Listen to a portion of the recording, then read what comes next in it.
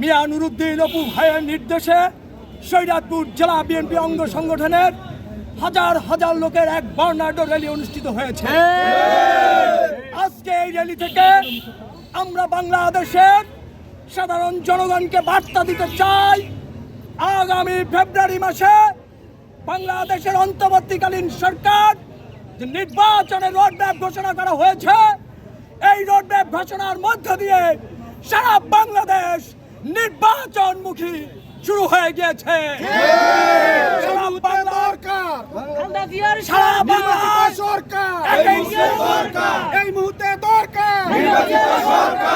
সারা বাংলায় ইতিমধ্যে ধানের শীষের গণজোয়ার বয়ে গেছে। বাংলাদেশের জনগণ নির্বাচনের বিকল্প এই মুহূর্তে আর কিছু ভাবছে না।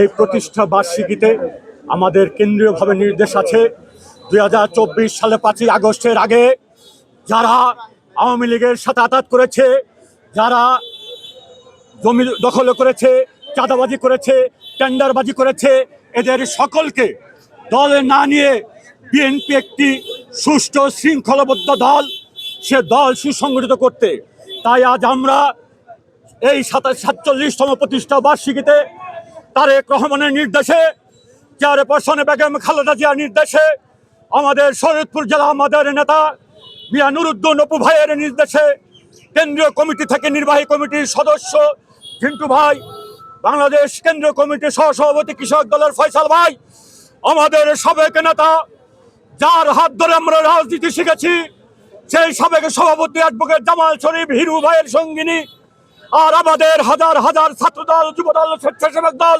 বিএনপির নেতা কর্মীরা এই পুকুরের রোদ্রে শরীয়তপুর জেলা প্রদক্ষিণ করে জেলা প্রশাসকের বাউন্ডারিতে এসে আমরা শেষ করেছি। আমরা আপনাদের মাধ্যমে বুঝিয়ে দিতে চাই, শুনিয়ে দিতে চাই, 2024 সালে 5ই আগস্ট যারা নামধারী বিএনপি দেশে ছিল না, এই 17টি বছর যারা আওয়ামী লীগের নির্যাতন, মামলা হামলা খেয়ে পলায়ে পুলিশের টাকা দিয়ে আমরা যে রাজনীতি করেছি, এখন আমাদের এই সুসময়ে তারা এসে পথধারী কিছু লোক এসে আওয়ামী লীগ, ঠিকাদার, চাঁদাবাজি এবং সম্পদ লুণ্ঠনকারী কয়েকজনকে নিয়ে টাকা পয়সা বিলিয়ে তারা দলের নাম ভাঙিয়ে তাদের ব্যক্তিগত স্বার্থ উদ্ধার করতেছে। তাদের হুঁশিয়ার করে বলতে চাই, জাতীয়বাদী দল এবং অঙ্গ সংগঠন তারেক রহমানের নির্দেশে চলে, শরীয়তপুর জেলা উপভাইয়ের নির্দেশে চলে। আপনারা যদি দল করতে চান, এই সমস্ত টেন্ডারবাজি, চাঁদাবাজি, আওয়ামী লীগ এতে সরিয়ে উপভাইয়ের নির্দেশে আমাদের সাথে ঐক্যবদ্ধ হন, তাহলে আপনাদের ক্ষমা করা হবে। আর না হলে 17 বছর আমরা আন্দোলন করেছি, আগামী 2026 ফেব্রুয়ারির মাঝেই নির্বাচন হবে। নির্বাচন যদি না হয়, ততদিন পর্যন্ত বিএনপি থাকবে, আমরা মাঠে থাকবো। আমরা বিএনপির যারা সাবেক নেতৃবৃন্দ আমরা এখানে উপস্থিত থেকে এই প্রোগ্রাম আমরা বাস্তবায়ন করতেছি। শরীয়তপুরের জেলা বিএনপির সভাপতি আমার জানা মতে তিনি বিদেশে অবস্থান করেন।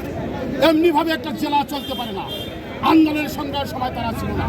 আজকে 47তম প্রতিষ্ঠা বার্ষিকী আমরা শরীয়তপুর জেলা যুবদল, ছাত্রদল, শ্রমিক দল, স্বেচ্ছাসেবক দল সকলের স্বতঃস্ফূর্তভাবে আমরা বর্ণাঢ্য র্যালি পালন করেছি মিয়া নুরুদ্দিন অপুর নেতৃত্বে। আমরা বিগত 47 বছরে আমরা অনেক হত্যা, গুম, নির্যাতনের মধ্য দিয়ে, অনেক ষড়যন্ত্রের মধ্য দিয়ে বিএনপি আল্লাহর রহমতে আমরা পাহাড়ের হিমালয়ের মতো আমরা টিকে আছি। আগামী দিনেও যত ঝড় ঝঞ্ঝার আসুক, জনগণের অধিকার বাস্তবায়নের জন্য, দেশের ভোটের অধিকার বাস্তবায়নের জন্য আমরা সবাই মিয়া নুরুদ্দিন অপুর নেতৃত্বে শরীয়তপুর জেলা বিএনপি ঐক্যবদ্ধ থাকবো এবং সকল অপশক্তিকে মোকাবিলা করব।